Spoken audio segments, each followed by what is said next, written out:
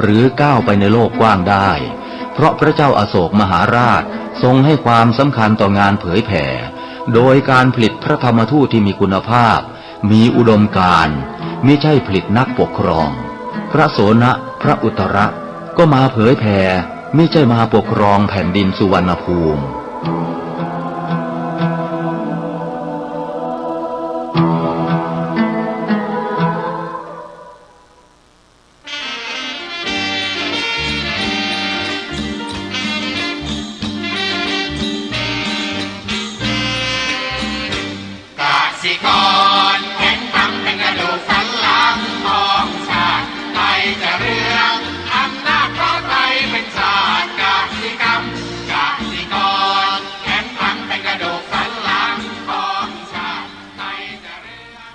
รายการต่อจากนี้ไป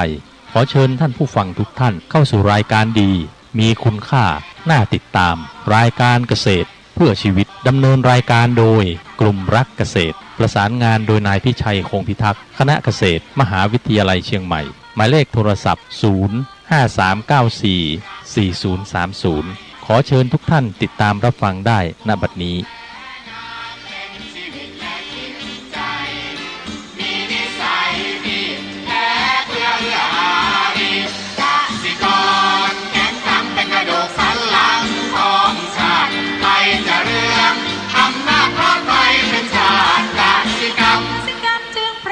เป็นหลักมันอาชีพสำคัญผู้ไทยที่ไรสีใครจะเก็บใครจะแข็งแรงทวีสวัสดีครับท่านผู้ฟังพบกับรายการเกษตรเพื่อชีวิตสำหรับวันนี้เสนอเรื่องข่าวสารก่อนเข้าสู่รายการก็มีธรรมะมาฝากท่านผู้ฟังจากหนังสือบทสวดมนต์และคำแปลนำส่วนหนึ่งมาเสนอท่านผู้ฟังนะวันนี้จะพูดถึงเรื่องอตีตังนานะวะคะเมยะนปฏิกังเขอนาคตังยะทะตีตัมปะหินันตังอัปปะตัญจะอนาคตังปัจจุปันนันจะโยธัมมังตัทถะวิปัสสติอสังหิลังอสังกุปปังตังวิทยามนูภูหเยอัจเชวกิจจมาตปังโกชัญญามรณังสุเวนะหิโนสังคลันเตนะมหาเสเนนะมัจจุนาเอวังวิหาริมาตาปิงอโหรัตตะมะตันทิตังตังเวพัทเทกลัตโตติสันโตอาจิคเตมุนีติแปลความว่าผู้มีปัญญาไม่ควรคำนึงถึงสิ่งที่ล่วงไปแล้วไม่ควรหวังสิ่งที่ยังมาไม่ถึงสิ่งใดที่ล่วงไปแล้วสิ่งนั้นก็ละเสียแล้วอันหนึ่งสิ่งที่ยังมาไม่ถึงสิ่งนั้นก็ยังมาไม่ถึงก็บุคคลใดมาเห็นแจ้งชัดซึ่งธรรมที่เกิดขึ้นเฉพาะหน้าในที่นั้นๆไม่งอนแง่นไม่คลอนแคลนบุคคลนั้นก็รู้ความนั้นแล้วควรเจริญไว้เนืองๆความเพียรเผากิเลสควรทำในวันนี้แหละใครเล่าจะพึงรู้ว่าความตายจะมีในวันพรุ่งนี้ความต่อสู้ด้วยพญามัจจุราชผู้มีเสนาใหญ่นั้นย่อมไม่มีแก่เราหลายเที่ยวนักปราชญ์ผู้สงบระงับย่อมสรรเสริญบุคคลที่มีธรรมเป็นเครื่องอยู่ผู้มีความเพียรอันเผากิเลสไม่เกียจคร้านทั้งกลางวันและกลางคืนอย่างนี้นั้นแลว่ามีราตรีเดียว คือถึงเป็นอยู่วันเดียวก็ยังดีแลนะอันนี้ก็เป็นสิ่งที่ยกมาให้ท่านผู้ฟังได้คำนึงถึงปกติบทสวดมนต์เนี่ยเราจะสวดเป็นบาลีแต่ถ้าเราได้คำแปลเราจะได้เข้าใจลึกซึ้งในสิ่งต่างๆว่าเราต้องมีปัญญาในความรอบรู้นะเราจะหวังสิ่งที่ยังมาไม่ถึงแล้วก็สิ่งที่ล่วงไปแล้วมันก็ล่วงไปแล้วมันทำอะไรไม่ได้แต่สิ่งสำคัญสุดอยู่ในกับปัจจุบันนี้แหละเอาชนะให้ได้และสิ่งที่ควรคำนึงถึงมันอยู่ต่อหน้าเราแล้วนะก็เรียกปัจจุบันธรรมเราจะไปรู้ว่าเราจะมีชีวิตอยู่มากเพียงใดอะไรก็ตามเนี่ยเพราะว่าบางคนก็ผัดวันประกันพรุ่งเลื่อนไปโน่นไปนี่เพราะฉะนั้นสิ่งที่ปรากฏเฉพาะหน้าคือปัจจุบันเนี่ยเราก็ต้องรีบทำเสียนะเพราะว่าความตายมันใกล้เข้ามาเราไม่รู้จะอยู่ยังไงเราจะมีชีวิตนานไหมเราก็ต้องใส่ใจในการที่เราจะทำตรงนี้เพราะฉะนั้นวันนี้ก็อยากจะฝากท่านผู้ฟังว่าให้อยู่กับปัจจุบันแล้วก็ทำปัจจุบันให้ดีที่สุดเท่าที่ทำได้เพราะว่าเราไม่รู้ว่าพรุ่งนี้จะมีเวลาสำหรับเราหรือไม่นะก็ฝากไว้เป็นข้อคิดนะวันนี้มาพูดถึงข่าวสารนะข่าวสารอันนี้ตัวข่าวสารจริงๆเนี่ยเป็นเรื่องที่กำลังเข้ามาคือคำว่าข่าวสารเนี่ยว่าข้อความที่ส่งมาให้รู้เรื่องกันข่าวสารคือข้อความที่ส่งมาให้รู้เรื่องกันนะมันก็มีเราต้องรู้นะว่ามันเป็นข่าวสารที่จริงหรือไม่แล้วมันเป็นข่าวสารที่เท็จหรือเปล่าบางคนก็ตื่นตระหนกตกใจมันเท็จมันก็คนเราเนี่ยต้องมีสติปัญญารู้ว่าพิจารณาข่าวสารมันเป็นยังไงมีต้นเหตุอย่างไรมันมาทางไหนมันส่งมาอย่างไรไม่ใช่ว่าคิดไปว่ามันจริงแล้วมันไม่จริงมันเป็นยังไงมันก็เสียความรู้สึกใช่ไหมทีนี้เราก็ต้องตัดสินใจให้รู้ก่อนว่าข่าวสารจริงหรือไม่จริงไอ้ตัวที่จะรู้ตรงนี้ได้เนี่ยก็คือสติปัญญาของเราที่เรามีอยู่นี่แหละเราต้องมีสติปัญญาสติเป็นความระลึกได้ปัญญาความรอบรู้นะมันเป็นสิ่งที่สำคัญมากในโลกปัจจุบันเราจะมีสติระลึกรู้แล้วก็มีปัญญาตัดสินใจว่าข้อมูลข่าวสารมันจะจริงไม่จริงเรารับรู้ก็เขาเรียกว่ารับรู้กรองด้วยปัญญาของเราแล้วเราก็จะหยุดมันได้ถ้าข่าวสารไม่เป็นจริงเอาข่าวสารที่เป็นจริงก็รับมาใช้ประโยชน์ให้เกิดขึ้นนะอันนี้เป็นสิ่งสำคัญมากคนส่วนใหญ่เนี่ยมีสติแต่ว่าไม่ค่อยเข้มแข็งมีปัญญาก็ไม่เคยมากพอไม่สามารถจะมองกว้างและลึกได้มันก็เลยไปหลงข่าวสารอันนี้ข่าวสารส่งมามากมายทีเดียวนะทีนี้มาดูคำที่มันเกี่ยวข้องซึ่งจะมีประโยชน์มากก็คือคำว่าข่าวเนี่ยคือคำบอกเล่าเรื่องราวซึ่งโดยปกติมักเป็นเรื่องที่เกิดขึ้นในหรือเป็นที่น่าสนใจนี่คือข่าวนะทีนี้เราก็มีคำว่าข่าวกรองก็เป็นคำหนึ่งคือเป็นคำนามว่าข่าวที่ได้ตรวจหลักฐานนะแล้วว่าเป็นข่าวสารที่เชื่อถือได้หรือไม่นะอันนี้เป็นตัวสำคัญเราก็ต้องกรองนะแปลว่าปกติจะมีคนกรองแต่นี้มันมีข่าวสารมากมายเยอะแยะหมดแล้วมันคือคนที่ส่งข่าวมันก็จะเป็นผู้ที่เอาอะไรมาสืบต่อไปหมดอ่ะแต่นี้เอามาข่าวนู้นมาใส่ตรงนี้ข่าวนี้ใส่นู้นคือตัวเองก็อยากให้คนอื่นรู้แต่ตัวเองไม่ได้กรองซะก่อนกรองแล้วก็จะส่งให้คนอื่นรู้ไม่ใช่นำข่าวสารไม่ดีมาก็ส่งต่อไปเรื่อยๆกลายเป็นเขาเรียกว่าเป็นที่ฮือฮาเป็นที่ทำปลุกระดมให้คนมาสนใจไอ้ตัวนี้อาจจะลงวัตถุส่งความไม่รู้หรือความที่อยากได้อยากได้มีชื่อเสียงเป็นผู้นำข่าวเนี่ยมันจะเป็นตัวที่น่ากลัวนะท่านผู้ฟังไอ้ตัวนี้ที่เราคือรับข่าวสารมาแล้วไม่ได้กรองแล้วก็ส่งไปคนอื่นรับรู้มันก็ทำให้คนอื่นตกใจแล้วคนอื่นหลงไปอีกอ่ะมันเป็นบาปนะเป็นทำให้ผู้อื่นก็หลงเนี่ยเป็นบาปมันก็ก่อให้เกิดผลเสียเกิดขึ้นต่อสังคมของเราสังคมเราต้องเป็นสังคมความข่าวสารที่รู้ข่าวสารที่ส่งต้องถูกต้อง นะวันนี้ก็มาดูเดี๋ยวจะดูและไล่ฟังนะทีนี้บางทีว่าตนเองคิดว่ารู้กรองแต่ตัวเองกรองจริงหรือยังรู้หรือยังมันจริงมันในต้นข่าวอยู่ที่ไหนนะมันเป็นเรื่องที่น่าสนใจนะท่านผู้ฟังมันเป็นเรื่องของอันนี้ยกตัวอย่างนะไอ้คนที่เขาเรียกว่ามันเป็นผู้ที่ไม่ได้กรองก็คิดว่าตัวเองกรองตัวเองมีความรู้แต่ถามว่าความรู้ต้องลึกทันผู้ที่ส่งข่าวสารเขาหลอกอย่างไรมันหลอกมาเป็นทอดๆท่านผู้ฟังหลอกเอาเงินหลอกเอาอะไรต่างๆแล้วก็หลอกการลงทุนหมดเลยอ่ะคนเสียหายไปเยอะแยะเลยแล้วตัวเองก็สบายไปเรื่องว่าเฮ้ยทุกข์ในใจว่าฉันส่งผิดไปหรือเปล่านะมันผิดนั้นจริงๆเพราะฉะนั้นเวลาที่ดูว่าเรากรองแล้วคนอื่นเขากรองไหมเขาส่งมาให้เราเนี่ยคนที่เป็นเพื่อนส่งมาเนี่ยไม่ได้กรองหรือเปล่านะไม่ได้กรองแล้วส่งมาให้เราอย่างนี้มันไม่เก่งจริงเพราะฉะนั้นวิธีการจะดูคนส่งข่าวเนี่ยมันก็ต้องเราต้องเรียนรู้คนนะคนเป็นอย่างไร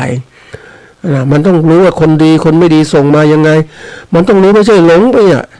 ก็จำไว้เสมอนะท่านผู้ฟังคนที่ทำตัวดีๆมันไม่ดีจริงก็มีมันก็หลอกเอาค่าผู้ดีมาเนี่ยค่าเป็นคนดีมาหลอกคนอื่นได้นะมันเหมือนกับว่าคนเนี่ยเอาละเดี๋ยวนี้มีเยอะมากนะท่านผู้ฟังก็ทำตัวนุ่งขาวห่มขาวนะแล้วก็โอ้ยเป็นผู้มีศีลมีธรรมมาพูดมาจามันน่าเชื่อถือเขามีศีลที่ไหนได้เขาสร้างเรื่องขึ้นมาเขาเรียกก็สร้างภาพพจน์มีภาพตัวเองเป็นคนผู้มีศีลมีธรรมนะไปเจอเป็นจริงๆนะท่านผู้ฟังมาเป็นคนนี้เป็นคนมีศีลมีธรรมโอ้ยเมื่อเขาลงทุนแล้วเขาฉลาดแล้วเราก็ลงทุนตามเขาเนี่ยเขาพูดจามันดีมากพูดนุ่มนวลไปปฏิบัติธรรมความจริงมันมันหลอกเดี๋ยวนี้มันหลอกจริงๆนะท่านผู้ฟังน่ากลัวมากเลยแต่ถ้าผู้มีศีลธรรมจริงเขาจะไม่พูดอย่างนั้นเขาจะจริงเขาจะทำเขาเงียบเพราะว่าเขาฝึกตัวเองอยู่ในขั้นตอนการฝึกตัวเองเพื่อยกระดับจิตใจให้สูงขึ้นมีสติปัญญาให้มากขึ้นนี่นะเพราะฉะนั้นวันนี้เราต้องดูความมีมาตรฐานที่นี้จะกรองการมีมาตรฐานของตัวเองต้องดีนะเราเป็นผู้ที่มีความรู้เนี่ยเราจะกรองความรู้ต่างๆได้แต่ผู้ไม่มีความรู้กรองไม่ได้ก็หลงเชื่อง่ายๆเป็นสิ่งที่น่าตกใจนะท่านผู้ฟังคนเนี่ยรับรู้ก็รู้ได้เฉพาะตนนี่คนที่ไม่เคยรู้เนี่ยก็เอาหมดทุกอย่างกลายเป็นลุงลังทางความคิดอ่ะเพราะว่ามันรับข่าวสารได้มากนะทีนี้มันมีคำอื่นๆที่จะมาฝากก็คือข่าวคราวเป็นคำนามว่าคำบอกเล่าเรื่องทุกข์สุขเนี่ยข่าวคราวก็บางทีต้องตัดทิ้งไปบ้างนะข่าวพาดหัวเดี๋ยวนี้ก็มีข่าวพาดหัวหนังสือพิมพ์ก็ใช้พาดหัวพวกนี้มันจินตนาการมันทำให้คนสนใจอ่ะแต่ถามจริงไหมต้องไปอ่านเรื่องข้างในเนี่ยมันก็เหมือนกับข่าวพาดหัวมาเนี่ยข่าวยกเมฆนี่ข่าวไม่มีมูลเลยยกขึ้นมานะเหมือนกับแหมที่เขาพูดกันว่าโอ้ยเป็นหมอดูโอ้เห็นนู่นเห็นนี่เล่ามานู่นเป็นนี่เป็นตุเป็นตะถามจริงไหมจะผมต้องดูจริงหรือเปล่าตามดูก็ได้ไม่จริงต้องเยอะแยะเนี่ยเห็นไหมมันต้องดูข่าวนะข่าวล่าเนี่ยก็คือข่าวที่มาใหม่อ่ะมันข่าวล่ามาเร็วมาใหม่มันน่าจะจริงนี่พวกนี้อย่าต้องตัดสินใจเชื่อฟังดูซะก่อนว่ามันจะจริงไหมนะข่าวลือนี่น่ากลัวมากคือข่าวเป็นคำนามว่าข่าวที่พูดกันโดยทั่วไปนะแต่ยังไม่มีอะไรยืนยันนะได้แน่นอนข่าวที่พูดโดยไปไม่มีอะไรยืนยันที่แน่นอนก็เพราะอะไรมันลือกันแล้วลือกันไปทั่วไปหมดอ่ะนะเดี๋ยวนี้ไปดูข่าวพวกนี้มันมีมากจริงๆนะข่าวลือนู่นลือนี่มันก็เลยกลายเป็นว่าถ้าเราไม่มีสติปัญญารับมาเนี่ยมันลกสมองนะมันเครียดนะอันนี้ตัวอย่างแล้วก็ข่าวสดเนี่ยก็มีข่าวสดโอ้ข่าวละสดจริงๆนะข่าวสดแปลว่าข่าวใหม่ที่เพิ่งเกิดขึ้นสดก็เพิ่งเป็นนั่นเหมือนกันนะต้องฟังอีกต้องดูอีกมันน่ากลัวเหมือนกันบางทีสดมันไม่มีการกรองนะข่าวสดสงครามเกิดขึ้นอย่างนั้นมันเป็นข่าวลงมาเนี่ยโอ้ดีนี่มันมากนะเพราะนั้นพอดีที่ยกหัวข้อนี้มาพูดว่าข่าวสารเนี่ยก็เพื่อข้อความคือข้อความที่ส่งมาให้รู้เรื่องกันนะจะจริงไม่จริงต้องดูทีนี้ ที่พูดตรงนี้เพราะว่าอยากให้ท่านเกษตรกรผู้การเกษตรประชาชนทั่วไปได้ฟังได้รู้ได้ให้ความสำคัญกับข่าวสารที่ส่งมาข่าวสารที่ส่งมาเนี่ยมันจริงไม่จริงนะอันนี้ข่าวสารนะเพราะว่ามันไม่มันมีอะไรต่างๆเยอะมันแฝงมานะแล้วเดี๋ยวนี้ข่าวจริงก็มีข่าวปลอมก็มีข่าวหลอกลวงก็มีเยอะแยะไปหมดเลยข่าวปลุกระดมมีน่ากลัวนะท่านผู้ฟังหลอกให้คนหลงหลอกให้คนนู้นแล้วปลุกระดมนู้นนี้ไปนะมันต้องดูนะต้องนะทีนี้ที่ยกมาเพราะอยากให้ท่านผู้ฟังรู้จักกรองข่าวสารที่เป็นจริงบ้างนะทีนี้ที่มาเนี่ยที่มาพูดหัวข้อนี้เพราะว่าอยากจะให้ท่านผู้ฟังเนี่ยได้มองเห็นและให้ความสำคัญกับข่าวสารที่มันมีอยู่ว่าโลกปัจจุบันเป็นโลกของข้อมูลข่าวสารนะและข้อมูลข่าวสารเรารับมาได้ทุกทิศทุกทางเดี๋ยวนี้รับมามากจริงๆเลยนะคือสมัยก่อนเนี่ยมันก็มีวิทยุกระจายเสียงแล้วมีโทรทัศน์นะไม่กี่ช่องบ้านนอกเนี่ยรับอย่างนี้วิทยุมากเลย AM เดี๋ยวนี้เราก็มาดูโทรทัศน์นี้มันก็ก้าวหน้าไปแล้วจากเดี๋ยวนี้มันกลายเป็นยุคที่เรียกว่าวิทยุโทรทัศน์มีมากมายแล้วมันมาทางอินเทอร์เน็ตอีกที่มีทั้งสายไม่หลายสายต่างๆแล้วก็มาทางเขาเรียกทันสมัยที่สุดก็คือโทรศัพท์มือถือนี่แหละนะแล้วก็เป็นสมาร์ทโฟนด้วยนะมันก้าวหน้าจนขนาดนั้นท่านผู้ฟังนี่มันมีการที่ข้อมูลข่าวสารเนี่ยก็ต้องดูว่าเฮ้ยมันก็ส่งมาอย่างไรแต่ก่อนเนี่ยแล้วก็ฟังฐานีของรัฐบาลฟังข่าวฟังอะไรรัฐบาลก็เสนอข่าวผลงานรัฐบาลบางส่วนแล้วก็มีการที่ว่าให้ประชาชนรับทราบเท่านั้นแหละแต่ว่ามันไม่ทันสมัยเดี๋ยวนี้ประเทศที่เขาทันสมัยนะก็จะมีภาครัฐบาลก็จะมีความเขาเรียกว่าเอาข้อมูลที่ทันสมัยเอาข้อมูลที่สอนให้ประชาชนได้ฉลาดเอามานำเสนอแต่รัฐบาลว่าไม่อยากทำหรอกเพราะว่าทำแล้วนะประชาชนฉลาดคุมได้ยากประชาชนฉลาดคุมยากก็จริงๆนะท่านผู้ฟังเพราะคนเขารู้จะมาหลอกลวงได้รัฐบาลเสนอข่าวนั้นเขาฉลาดก็มองกรองนโยบายต่างๆเขารู้แล้วเนี่ยรัฐบาลก็ไม่อยากนำเสนอพวกนี้หรอกเพราะกลัวก็เสนอไปตามสั่งการของภาคต่างๆสั่งไปทำรายการก็เลยไม่ค่อยทันสมัยเดี๋ยวนี้เขาต้องดูก็บอกความทันสมัยของข่าวสารเนี่ยเราดูได้หน่วยงานที่ไหนผลิตอย่างไรแล้วก็มีนโยบายอย่างไรให้รู้แค่ไหนอย่างไรทีนี้มันก็มีภาคเอกชนแน่นอนก็จะมีผู้สนับสนุนเป็นทุนต่างๆเพราะฉะนั้นทุนก็เป็นผู้ที่อุปถัมภ์รายการต่างๆเพราะฉะนั้นต้องเสนอข่าวในแนวนี้ทีนี้มันมีทุนบางทุนเนี่ยเขาก็ไม่อยากอย่างนั้นหรอกเขาไม่ได้แสวงหากำไรมากมายเขาเรียกว่าทุนแห่งการสนับสนุนนะทำให้เกิดข่าวสารที่ทันสมัยความจริงกับประชาชนมันมีข่าวสารที่เอกชนที่นำเสนอดีมากนะท่านผู้ฟังดีมากคือทันสมัยแล้วก็ไม่หลอกลวงเพราะว่าถ้านำเสนอหลอกลวงเนี่ยโอ้โหคนก็จะไม่ตามคนก็ไม่รับเพราะฉะนั้นเขาเหมือนก็ทำเพื่อให้ความจริงเผยแพร่สู่ประชาชนหรือผู้ฟังนะอย่างไม่ว่าจะเป็นข่าวต่างๆเขาเอกชนก็แข่งขันกันในนี้ถ้าพูดตรงๆเนี่ยเอกชนบางทีจะสูงกว่ารัฐบาลนะข่าวสารที่มีคุณภาพเราดูได้อย่างนี้มันมี YouTube ต่างๆเราดูได้รัฐบาลเสนอมันก็ติดข่าวติดอะไรระเบียบราชการเอกชนก็เสนอไปเรื่องความจริงแล้วก็มีฝ่ายฟ้องร้องมีนักกฎหมายต่างๆในการดูเพราะฉะนั้นเวลาเราฟังก็ต้องดูทั้งหมดเลย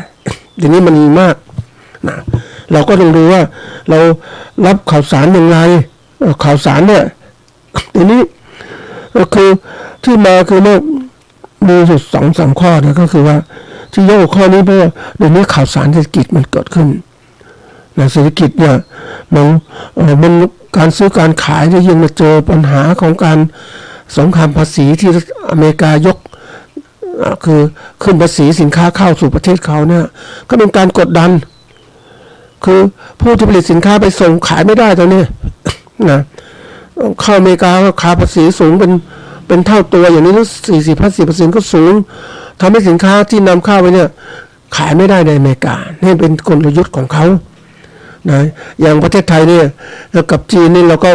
ทำเสรีการค้ากันนะท่านผู้ฟังนี่จีนเนี่ยเขาส่งสินค้าเข้าอเมริกามาก แล้วจีนก็อะไรสินค้าก็อเมริกาไม่ได้ก็ระบายสินค้าออกมาที่ไหน ที่ประเทศไทยเต็มไปหมดเลยเป็นจริงๆนะท่านผู้ฟังแล้วเมื่อปลอดภาษีโอ้โหสินค้าก็ขายแล้วก็ปรากฏว่าสินค้าจีนมันถูกอ่ะถูกกว่าสินค้าไทยอ่ะอย่างแอปเปิลผลไม้ต่างๆมาหมดเลยมันก็ทำลายย่างตลาดสินค้าไทยอ่ะเมื่อเราทำเสรีการค้ากับจีนแล้วก็ส่งไปจีนด้วยจีนก็ไม่เก็บภาษีแต่จีนไม่มีการกีดกันการค้าเขาก็ทำเรื่องทุเรียนอย่างเงี้ยนะว่ามีสารเคมีตัวนู้นตัวนี้ปนเปื้อนอย่างนี้ก็ทำให้อะไรคนจีนตื่นตัวนะคนบริโภคจีนเนี่ยตื่นตัวก็ไม่อยากจะกินกินทุเรียนของไทยเนี่ยมันเป็นตัวอย่างมันเป็นอะไรแต่เรานี่ไม่เคยละสินค้าจีนที่ส่งมาเนี่ยฝ่ายอย.ฝ่ายพวกอะไรสมัครเขาเรียกสารเคมีในประเทศอ่ะมันตามตัวช้า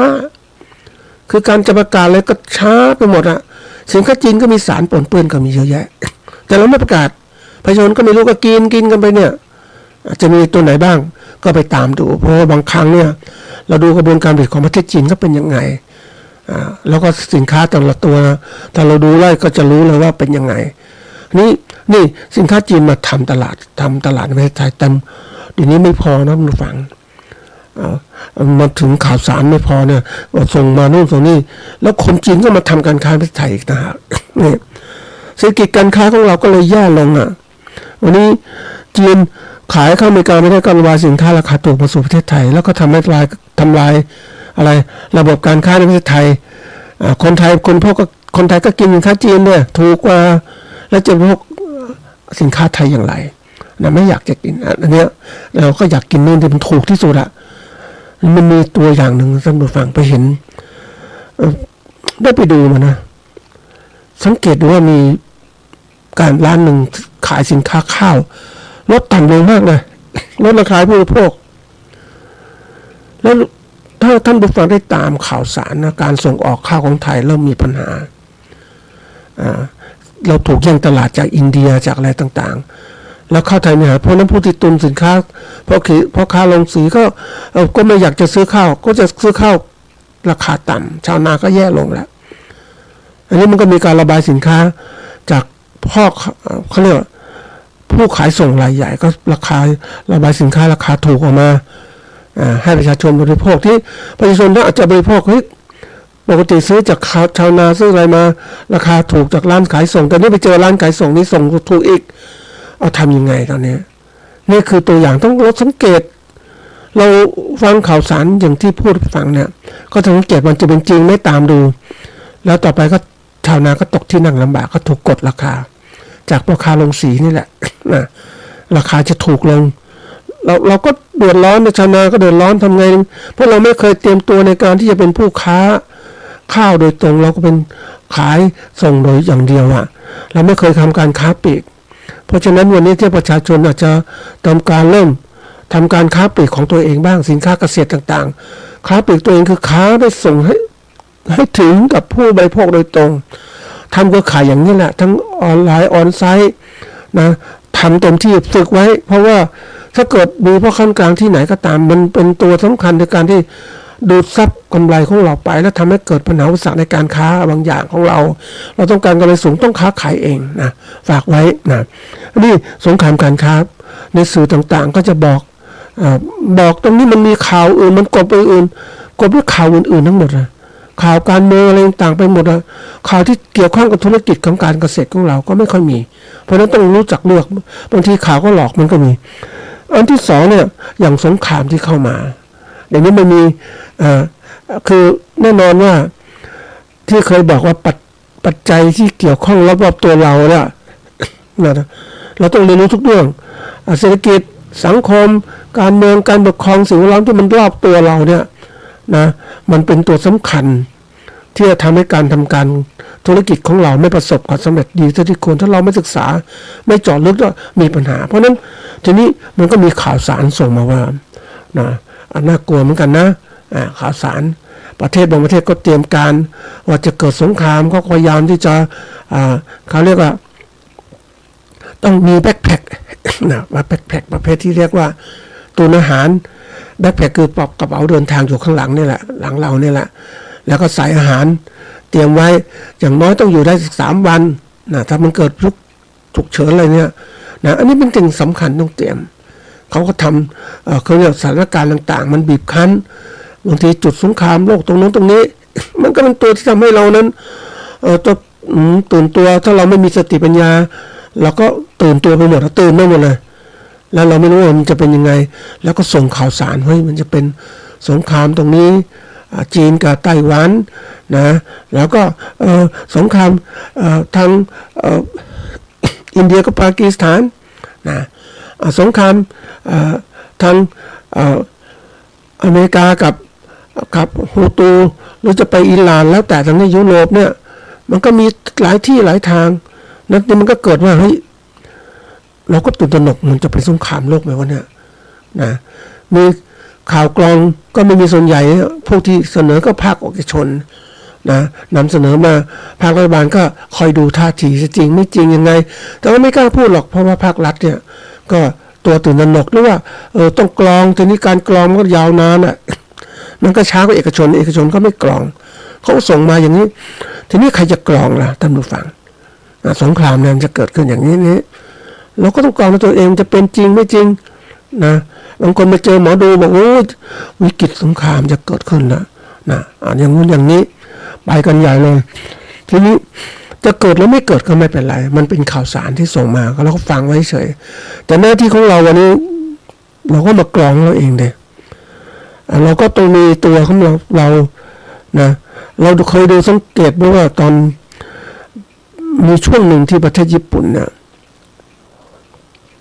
สำนักงานอุตุนิยมวิทยาเขาทำนายพายุจะเข้านะพายุที่เข้าญี่ปุ่นนะทีนี้ญี่ปุ่นเนี่ยเขาเป็นประเทศที่แบบทันสมัยนะระบบอุตุนิยมวิทยาเขาดีมากเขาให้ความสำคัญมากไว้ว่าอุตุนิยมวิทยาพวกแผ่นดินไหวต่างๆเขาแม่นทีเดียวอันนี้ในช่วงอุตุเหล่านั้นนะพายุเข้ามาเขาในช่วงที่อุตุทำนายว่าพายุจะเข้าที่จังหวัดนั้นอย่างนั้นให้ประชาชนเตรียมตัวนี่ประชาชนก็เขาเชื่อมั่นรัฐบาลเชื่อมั่นที่กันเขาก็เตรียมตัวตุนซื้ออาหารตุนไว้เพราะว่าถ้าพายุมันเข้านะมันก็โอ้โหเดือดร้อนมากมันเข้าหลายวันนะน้ำท่วมน้ำแรงต่างเขาก็ซื้ออาหารทีนี้เขาก็รายงานมาว่าในห้างสรรพสินค้าเนี่ยคนซื้ออาหารได้หมดเลยมันจะเป็นชั้นว่างๆเลย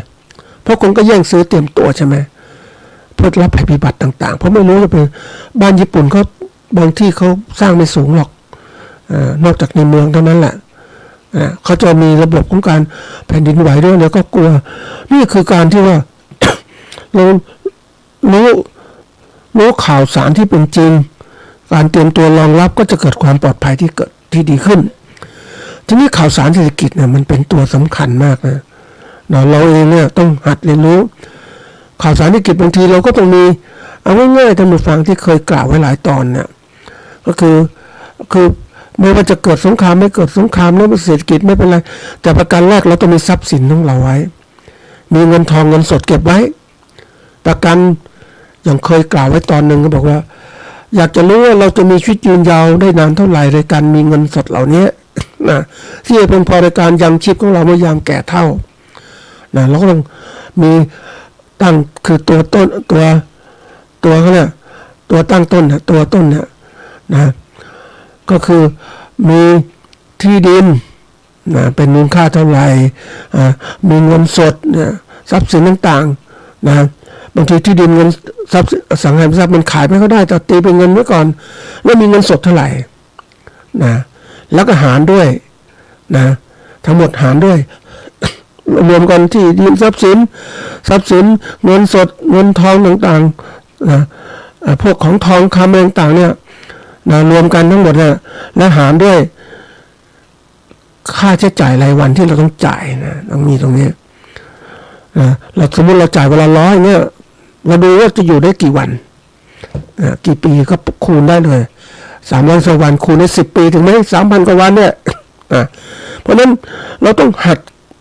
คำนวณอย่างนี้บ้างชีวิตจะได้มีความมั่นคงแต่เราทำงานเราส่วนใหญ่ประเทศคนไทยเราไม่ค่อยสนใจ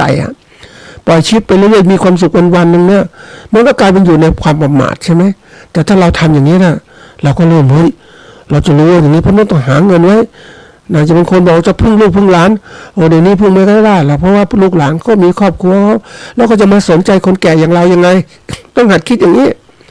จะคิดว่าปลอดภัยอย่างเดียวไม่ได้เนี่ยตัวอย่างเนี่ยเพราะนั้นนี่คือเป็นการฝึกในการเก็บออมของเราว่าเราจะมีความปลอดภัยการเงินไหมใช้ชีวิตยังไงอันนี้เรื่องของการหาเงินทรัพย์สินต่างๆอันที่สองเรื่องการจับจ่ายเนี่ยเราต้องจับจ่ายอย่างประหยัดนะเท่าที่จับจ่ายได้ไม่ใช่มีความสุขมีเงินก็ใช้ไปหมดวันๆเหมือนกับคนไทยเนี่ยชอบอย่างหนึ่งนะท่านผู้ฟังเวลาเงินเดือนออกก็เหมือนฉลองเงินเดือนออกเงินเดือนใหม่เนี่ยนะออกกันเต็มไปกินนู่นแพงๆอยากนู่นอย่างนี้ไปกินไปแล้วก็ปลายเดือนก็เริ่มเงินหมดก็ประหยัดกินข้าวบ้านอย่างเนี้ยเพราะนั้นมันต้องประหยัดจับจ่ายเพราะเราไม่รู้อะไรจะเกิดขึ้นดินฟ้าอากาศไม่แน่นอนท่านผู้ฟังช่วงนี้พูดตรงๆเพราะว่าโลกก็ร้อนฝนก็ตกนะฤดูกาลนี้ฝนจะตกก็มายังอาจจะไม่ตกก็ได้หรือตกมากกว่าเดิมก็ได้และยิ่งการตกของมันแปลกกว่าเดิมอันนี้เคยสังเกตตั้งแต่ฝนมันตกเนี่ยมีอยู่ช่วงหนึ่งท่านผู้ฟังไปดูฝนตกมันตกมาเหมือนกับน้ำออกมาเลยเนี่ยยืนไปยืนดูนะมันตกจริงๆนะทำไมในจังหวัดอำเภออื่นไม่มีตกมันตกที่อำเภอตรงนี้แล้วมันตกเหมือนกับโอ้โหมันน้ำประปาไหลอะท่านผู้ฟังเป็นฝอยตกมันโอ้โหแป๊บเดียวน้ำเต็มไปหมดเลยนี่คือระบบแบบนี้มันเปลี่ยนไปหมดนะท่านผู้ฟังเพราะนั้นอย่าประมาทเด็ดขาดเราไม่เคยใส่ใจตรงนี้แต่เรานี่ใส่ใจแล้วก็เวลามันตกมันก็ไหลบ่าปริมาณน้ำมันมากก็ไหลบ่าก็จะเกิดน้ำท่วมจำไว้ท่วมเชียงใหม่นี่เป็นเมืองตัวเมืองเนี่ยนะต้องรู้ว่ามันอยู่ในเขตที่ราบลุ่มนะแล้วแต่ก่อนคนก็ชอบอยู่ริมน้ำอย่างไม่มีน้ำใช้มีน้ำเป็นลำน้ำเดินคมนาคมต่างๆมันสุกมันเย็นแต่เราต้องมัดระวังเตรียมไว้นะอันนี้เพราะฉะนั้นการจับจ่ายใช้สอยต้องคิดตลอดเวลานะต้องประหยัดแล้วก็อันที่สามเนี่ยก็ต้องหารายได้เพิ่มตอนนี้รายได้เพิ่มมันหายากนะท่านผู้ฟังท่าน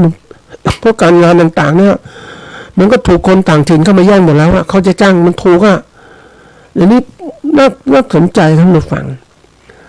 แรงงานพม่าเข้ามาอยู่ประเทศไทยมากนะชาวเขาก็มากมาอยู่ในหาจ้างแรงงานถูกๆก็เอาละยังไปเจอพวกที่ขายแรงงานรายวันก็มีโอ้มันเยอะมากเลยแล้วก็คนไทยที่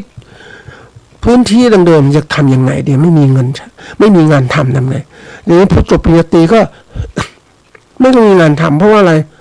ตั้งแต่โควิดเป็นต้นมานะมันเป็นปัญหามากเลยโรงงานก็ปิดลงไปแล้วมากมายคนก็ตกงานนะแล้วกำลังจะฟื้นตัวนะคำเศรษฐกิจจะค้าขายส่งต่างประเทศอุตสาหกรรมต่างๆจะนั่นปุ๊บปรากฏว่าอเมริกาขึ้นภาษีการค้าอีกขึ้นภาษีการค้าเพราะฉะนั้นสินค้าที่ผลิตในประเทศไทยเป็นสินค้าอุตสาหกรรมบางส่วนก็ส่งไปที่อเมริกายุโรปจีนบ้างอะไรบ้างมันก็เกิดอะไรคือขายไม่ได้มากเท่าที่ควรเจ้าของโรงงานขายสินค้าอุตสาหกรรมไม่ได้ก็เริ่มจะหดตัวลงจ้างแรงงานน้อยลงหรือไม่ขยับขยายเพราะรอสถานการณ์ที่มั่นคงที่เกิดขึ้นที่จะเกิดขึ้นข้างหน้าแล้วคนที่เกิดขึ้นมาเนี่ยก็แน่นอนว่าเราจะมีงานทำหรือไม่เราจะหางานเพิ่มอะไรบ้างเดี๋ยวนี้คนเนี่ยก็มาทำงานอาชีพคืออาจจะประเทศ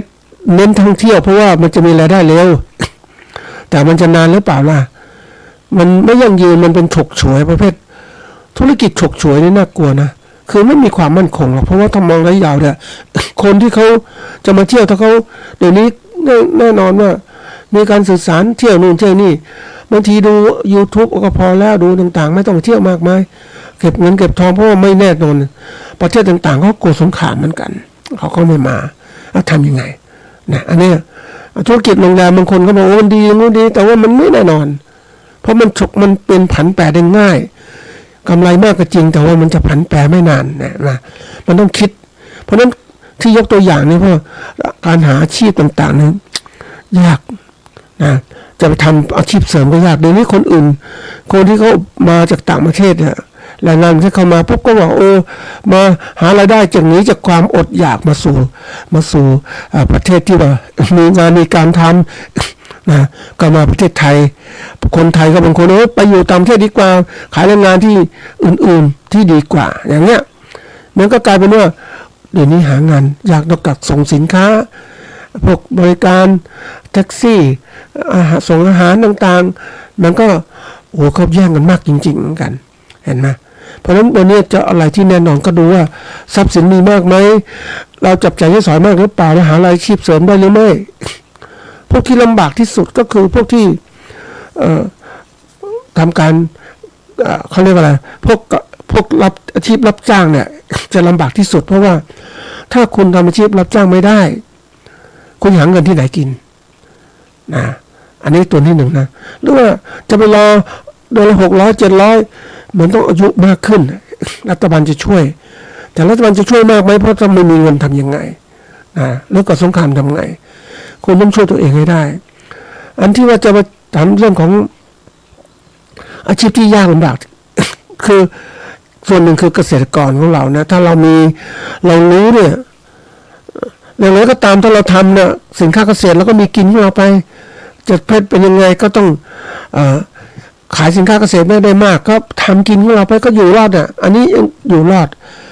แต่ผู้ที่ว่านักธุรกิจเนี่ยเขาก็ตุนเงินเขาไว้แล้วเยอะแยะไปหมดนะทำกำไรพวกนี้เขาก็อยู่รอดสบายๆเขาเรียกว่าคนที่เขาเรียกมีเงินอ่ะแต่คนไม่มีเงินคือเขาเรียกว่ามีเงินน้อยคือผู้ที่ใช้แรงงานกับเกษตรกรเนี่ยแต่เกษตรกรก็ยังมีความอุ่นใจคือมีอาหารการกินนี่คือตัวอย่างที่เราต้องเตรียมไว้นะแม้ข่าวสารจะตกว่าจะเกิดโน่นเกิดนี่มันก็ต้องเตรียมไว้มันมีความเสี่ยงตลอดเวลาเหมือนกันโลกมันไม่เหมือนเดิมท่านผู้ฟังมันเป็นเรื่องที่ต้องคิดว่ามันจะเกิดอะไรขึ้นข้างหน้าเราก็จะประมาทเด็ดขาดเพราะว่าเราไม่ฟังก็ไม่ได้ฟังแล้วก็มากรองดูมันจะเป็นจริงไหมมันจะเกิดขึ้นแต่ยอมรับว่ามันเป็นจริงส่วนหนึ่งแล้วมันมีตัวชี้นำตั้งแต่โลกร้อนในสมัยที่มีเกิดการพัฒนาอุตสาหกรรมเกิดขึ้นการสร้างมลภาวะเกิดขึ้นทางอากาศเนี่ยมันก็ส่งผลเกิดขึ้นก็คืออุณหภูมิของโลกที่สูงขึ้นน้ำแข็งขั้วโลกละลายมากปริมาณน้ำก็มากเมื่อปริมาณน้ำมากนะแสงแดดที่ดวงอาทิตย์ที่ส่องมาเนี่ยรังสีความร้อนก็มาถึงโลกปริมาณน้ำพื้นน้ำมันสูงมันก็มันก็ระเหยขึ้นไปบนอากาศมากขึ้นปริมาณน้ำฝนปริมาณความชื้นในผิวโลกก็จะมีมากขึ้นนะอันนี้บางจุดก็ร้อนบางจุดก็ร้อนมากขึ้นอันนี้เขาทำนายไว้มันก็เป็นจริงตามนั้นเราต้องเอาข้อมูลวิทยาศาสตร์มาใช้ในการพิจารณาว่าเป็นยังไงเพราะนั้นจะประกอบอาชีพโดยเฉพาะเกษตรกรบอกอยู่ไม่ต้องคิดอะไรมากทำไปแต่ทำไปมันมีความเสี่ยงที่เกิดขึ้นความไม่แน่นอนเกิดขึ้นนะมันเกิดขึ้นจริงๆแล้วทำอย่างไรใช่ไหมท่านผู้ฟังนะมันจะเกิดขึ้นเนี่ยฝนตกต้องไม่ตกตามฤดูกาลแล้วตกมากเกินไปเนี่ยทำยังไงมันเกิดน้ำท่วมต่างๆแล้วก็จะระบายต่างๆยิ่งประเทศเมืองพัฒนาเมื่อมีถนนหนทางกั้นน้ำมันถนนก็ได้ก็กั้นน้ำน้ำก็ท่วมบางจุดนะอย่างตัวเมืองเชียงใหม่น้ำจะไหลตรงไหนรอบๆวงถนนวงแหวนมันก็ถนนวงแหวนมันก็ล้อมน้ำทั้งหมดที่กระจายปกติน้ำท่วมมันก็เลยก็มันท่วมมันก็สูงขึ้นมันก็จะมีช่องทางไปนู่นไปนี่แต่ไม่มีถนนขวางกั้นแล้วทำยังไงมันก็จะไหลมารวมที่ต่ำที่สุดนั่นแหละแล้วก็ขังไว้นานเหมือนเขื่อนนะท่านผู้ฟังมันจะท่วมจุดนั้นนะอันนี้ต้องคิดแหละแล้วทำยังไงได้มีโอกาสไปดูพื้นที่บนที่สูงนะท่านผู้ฟังบ้านเมืองสมัยโบราณก็เขาให้ความสำคัญกับป่าไม้คือคนโบราณเนี่ยพวกคนรู้ต่างๆเขาให้ความสำคัญกับที่อยู่อาศัยอาหารการกินเพราะเขาอยู่บนที่สูงเนี่ยเขาต้องมีก็เลยมันมีหุบเขาหุบเขาที่กว้างเป็นพื้นที่ราบเพราะนั้นพื้นที่เหล่านี้ก็จะมีทำการเกษตรทำอะไรได้มากขึ้นดินก็ยังดีนะท่านผู้ฟังดินดีทีนี้ภูเขาล้อมรอบก็แน่นอนก็มีป่าไม้ขึ้นมาป่าไม้มันก็เป็นที่แหล่งน้ำ ฝนตกต้องไม่กี่วันที่ผ่านมาเนี่ยก็เรียกว่ามีน้ำตกมีอะไรต่างมากมายเพราะว่าดินก็อุ้มน้ำนะมีป่าไม้ดินคือมันมีป่าไม้นะป่าไม้การไหลน้ำของน้ำก็จะกัดกั้น ถูกต้นไม้แล้วน้ำก็ไหลซึมในดินนะค่อยๆรวมขึ้นมาก็เกิดเป็นน้ำก็ไหลบ่ามาเรื่อยๆฝนตกแล้วยังมีน้ำไหลอีกต่างหากนานทีเดียวความสมบูรณ์ของดินก็จะมีมากเนี่ยเขาอยู่อย่างนี้ทีนี้ตอนนี้มันพัฒนาถ้าป่าไม้ถูกทำลายไปอีกทำไงมันตอนที่ฝนตกปุ๊บมันก็ไหลบ่าน้ำท่วมบางทีก็นึกมันคนบนที่ราบที่มีความสุขสบายฉันจะอยู่อย่างเศรษฐกิจฉันตัดไม้ทำลายป่าฉันก็อยู่สบายข้างล่าง วันนี้ธรรมชาติก็ลงโทษแล้วแต่ฝนต่อไปข้างหน้าเนี่ยมันจะเกิดการที่ว่ามันตกมากแล้วไม่มีตัวรองรับหรือการเขาเรียกอะไรการที่ว่าจะดูดซับน้ำแล้วกระจายน้ำที่อื่นมันไม่ใช่ยิ่งไปเห็นภูเขาสูงๆท่านผู้ฟังมันไม่เป็นหินนะมันเป็นดินมันก็เลยเกิดการเขาเรียกว่าแผ่นดินถล่มอย่างเงี้ยนะมันตกไม่นานนั้นผู้ฟังแต่ว่ามันมากแล้วก็ดินก็สไลด์ขึ้นมามันเลื่อนมันถล่มมันถ้าไม่มีปริมาณถล่มสูงนะเพราะว่าความชันของภูเขาที่ไม่มีต้นไม้คุมมันเนี่ยมันจะไหลเร็วมากอันนั้นน่ากลัวนะเพราะนั้นในพื้นดินถ้าไม่มีรากไม้ที่เกาะยึดกันเนี่ยมันจะไหลเร็วมากมันจะสไลด์ลงมาเป็นแถบเลยมันก็มาตกในถนนนะทับถนนน้นทางทับบ้านคนก็คิดได้ข้างหน้าจะเป็นยังไงนะท่านผู้ฟังเราอย่าประมาทเด็ดขาดเพราะว่านี่คือข้อมูลข่าวสารส่วนหนึ่งที่พยายามจะดูว่ามันจะเป็นจริงอย่างไรข้างหน้าอันนี้ก็คิดอยู่ว่ามันจะจริงไหมกับการดูข้อมูลเนี่ยคือมันก็ชี้นำไปทางนั้นแหละอันนี้จากการกรองไปเก็บดูค่อยๆก็ศึกษาบทเขาเรียกบทวิจัยต่างๆที่เขาเขียนมานะก็จะรู้ว่ามันจริงเมื่อมันจริงอย่างนี้คร่าวๆนะท่านผู้ฟังจะจริงแท้ยังไงก็ต้องศึกษาลึกเข้าไปอีกมันก็เห็นความจริงว่าโลกนั้นมันเปลี่ยนแปลงแล้วมันเปลี่ยนโลกขณะนี้มันไม่ใช่โลกเหมือนโลกคือแผ่นดินโลกคือแผ่นดินโลกคือหมู่สัตว์อยู่บนแผ่นดินโลกคือสิ่งที่โลกธรรมนั่นแหละมันก็มีธรรมะในความเป็นจริงแท้ของมันมีอยู่มันจะเปลี่ยนแปลงไม่อยู่นิ่งหรอกสรรพสิ่งทั้งหลายมันก็มีเป็นไปตามกฎไตรลักษณ์คืออนิจจังทุกขังอนัตตาเหมือนกันมันก็เปลี่ยนแปลงมาอยู่ในขั้นการเปลี่ยนแปลงจะบอกมันคงที่ไม่ได้ก็ยังเป็นนึกถึงไดโนเสาร์ท่านผู้ฟังทีนี้ก็เป็นการขุดพบต่างๆประเทศทั้งประเทศไทยทางภาคอีสานก็เป็นแหล่งไดโนเสาร์แหละนำมาอยู่ซากไดโนเสาร์ดึกดำบรรพ์มันก็เป็นตัวชี้ว่ามันทำไมมันต้องตายหมดมันต้องตายหมดเนี่ยเนาะเขามีการตั้งสมมติฐานหรือแนวความคิดที่มีต่อความสูญพันธุ์ของมันเป็นอย่างไรก็บอกว่าโลกอาจจะเกิดว่าอุกกาบาตชนมีไดโนเสาร์แล้วมันกินพืชเยอะแยะมันก็อุกกาบาตชนมันก็ร้อนมันก็เผาทำลายอันนี้ส่วนหนึ่งส่วนที่สองเนี่ย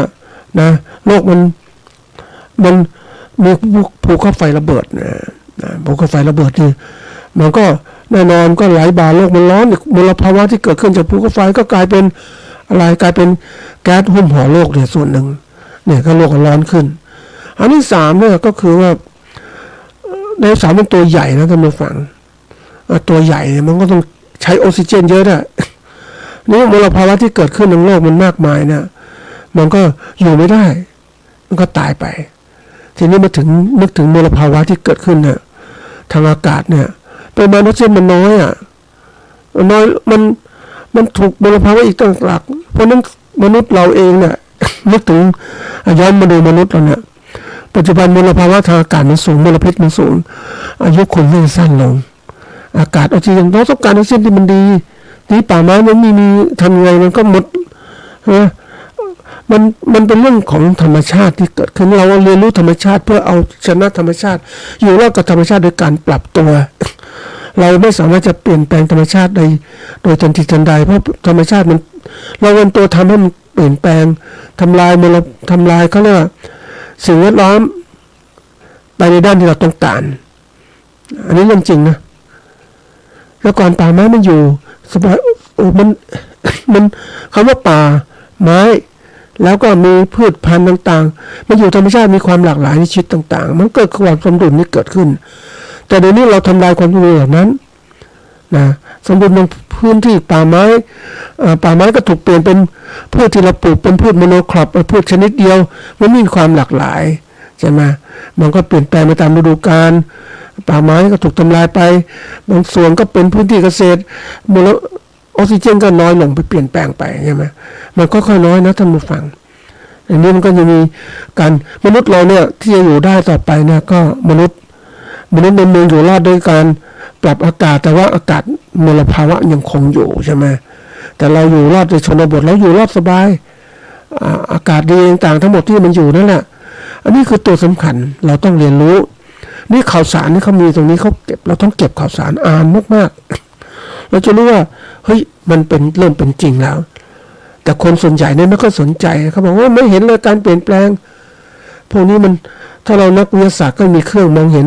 วิเคราะห์ว่าการเปลี่ยนแปลงมันเป็นทีละขั้นเป็นทีละน้อยอย่างน้ำทะเลเนี่ยมันก็เพิ่มขึ้น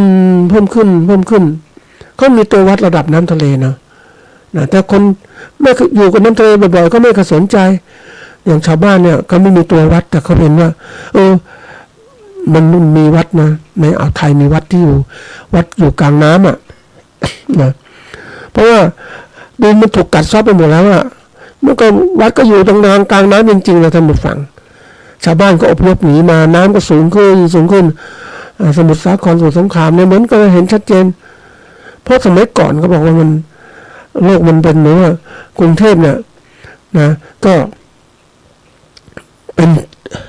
ที่ราบลุ่มนะอยู่ตรงนั้นในน้ำแต่ก่อนมันก็เหมือนกับว่ายังไม่มากขึ้นมันก็อาจจะโลกมันก็เขาเรียกว่ามันยังมีสภาพความเป็นอยู่ธรรมชาติอาจจะโคโลกปริมาณโคโลกเนี่ยมันเย็นน้ำก็ไปเกาะเป็นภูเขาเต็มที่นั่นนะโคโลกต่างๆปริมาณน้ำที่ระเหยไปก็ไปเกาะที่นั่นก็กลายเป็นภูเขาน้ำแข็งแต่วันนี้มันร้อนก็น้ำแข็งโคโลกก็เริ่มละลายไปเรื่อยๆนะปริมาณมันมากเนี่ยแล้วก็กลายเป็นอะไรเกิดขึ้นปริมาณน้ำก็สูงขึ้นนะทีนี้ชาวบ้านก็คือปกติอยู่มันเคยชินท่านผู้ฟังไม่เคยมองไม่มีเครื่องวัดอะไรต่างมันก็เคยชินไปเรื่อยมันก็ไม่เคยรู้ตัวแต่ถ้าเรามีเครื่องวัดจะเห็นว่ามันเริ่มสูงขึ้นจริงๆนะ เพราะนั้นนี่คือตัวสำคัญที่เราต้องขัดเกลาข้อมูลข่าวสารนั้นสำคัญมากท่านผู้ฟังไม่ใช่เรื่องเล่นถ้าเราเก็บให้มันดีนี่ก็รู้ข้อมูลข่าวสารที่เป็นจริงต้องกรองต้องหัดดูนะข่าวสารตัวเนี้ยหัดพิจารณาดูอย่างสงครามเศรษฐกิจนี่เป็นยังไงข้าวจะเป็นยังไงนะมันส่งทีนี้ข้อมูลข่าวสารมันบางอย่างมันไม่ค่อยมีต้องประจำเราต้องเจาะค้นเข้าไปลึกๆเราจะเห็นเลยว่าเฮ้ยมีข้อมูลที่มันมีประโยชน์แต่ถ้าเราดูข้อมูลทั่วไปมันจะส่งถูกข่าวมันจะถูกข่าวสารอื่นมันคลุมข่าวสารเป็นจริงมันเหมือนกับมันนิ่งเฉยๆไม่มีการมันของแท้ก็อยู่นิ่งๆเฉยๆมันทองคำแต่มันถูกปกคลุมโดยสารอื่นๆสิ่งอื่นมันก็มองไม่เห็นแล้วสิ่งไม่มีคุณค่ามันมีมากกว่ามันก็คุมสิ่งที่มีคุณค่าเหล่านั้นคนก็ไม่สังเกตเห็นนะถ้าเราไม่นักเป็นนักขุดค้นนักขุดทองเราก็ไม่รู้จักแต่มันจะไม่เห็นทองแต่เราต้องเป็นนักขุดทองคือนักขุดข้อมูลข่าวสารที่ถูกต้อง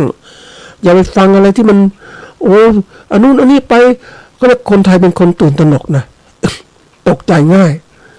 นะก็ต้องบอกว่าต้องมีการฝึกสมาธิให้จิตใจสงบบ้างเดี๋ยวนี้คนมันก็ตื่นนะยิ่งหมอดูมาทำนายจะเป็นอย่างงู้นอย่างนี้นะมันคือมันไม่มีเหตุมีผลนู้นทำนายดวงจะเป็นอย่างนี้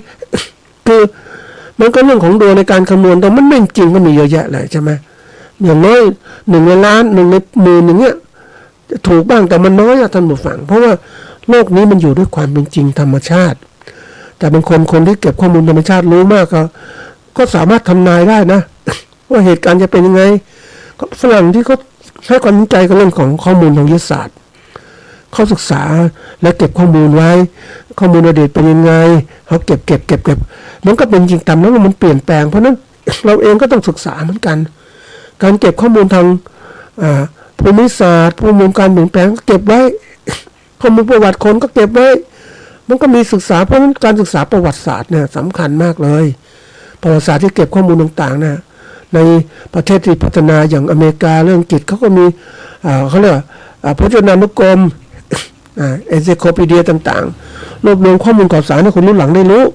แต่เราเองเนี่ยไม่ค่อยมีท่านผู้ฟังเพิ่งเริ่มจะทำแต่นะมันก็ช้าเกินไปคนเก็บข้อมูลประวัติศาสตร์ต่างๆเก็บไว้ทำไมเพื่อที่จะได้ศึกษาเรียนรู้แล้วก็ไม่ให้เกิดประวัติศาสตร์ซ้ำรอยมันซ้ำรอยตลอดนะท่านผู้ชมเพราะโลกมันเปลี่ยนแปลงมันหมุนเป็นวงกลมเป็นวัฏจักรเนี่ยมันก็มีดีมีเสียมันก็เหมือนวัฏจักรทางธุรกิจมีช่วงเริ่มต้นนะช่วงรุ่งเรืองแล้วก็ช่วงเวลามันเป็นอย่างเงี้ยเพราะฉะนั้นถ้าเราเข้าใจอย่างนี้ได้เราก็จัดการได้อย่างถูกต้องการให้ความสำคัญข้อมูลข่าวสารเนี่ยสำคัญมากนะเราส่วนใหญ่เนี่ยเรามักจะเพลินกับการไปอยู่ทางโลกใช่ๆโลกที่ปัจจุบันแล้วโลกปัจจุบันใช่แต่ถ้าเราใส่ใจปัจจุบันเมื่อจะอดีตอันเป็นบวกอย่างไรเนี่ยประวัติศาสตร์คนมันบอกนี้คนไหนคนดีคนเลวมันก็ต้องรู้นะเก็บไว้เนี่ยมันบอกได้หมดนะท่านผู้ฟังเพราะฉะนั้นการข้อมูลข่าวสารเนี่ยเป็นสิ่งที่เราต้องรู้จักทำรู้จักค้นคว้านะค้นคว้าก็ว่าเขาเรียกค้นนะค้นหานะคือเป็นผู้ที่ว่าศึกษาข้อมูลนะข่าวสารต่างๆแล้วก็เลือกในสิ่งที่เป็นข้อมูลที่ถูกต้องแล้วก็นำมาปรับใช้ให้ประโยชน์ให้เกิดขึ้นอันนี้สำคัญรวมสรุปแล้วก็คือว่าข่าวสารเนี่ยก็คือนะข้อความที่ส่งมาให้รู้กันนะรู้เรื่องกันนะรู้เรื่องกันเราต้องรู้แต่เรารู้อันไหนดีเราก็เก็บไว้อันไหนไม่ดีก็ทิ้งไปเราก็กรองในนี้ข้อมูลข่าวสารดีๆมีเยอะนะท่านผู้ฟังส่งมากขึ้นแต่เราต้องดูว่าสถานการณ์อย่างไรนะแล้วก็ฝากเป็นข้อคิดเพราะว่าวันนี้มันเกี่ยวข้องกับเราแล้วเราอยู่บนโลกข้อมูลข่าวสารถ้าเราช้าเกินไปเราก็ตกระกำที่นั่งลำบากแล้วนะ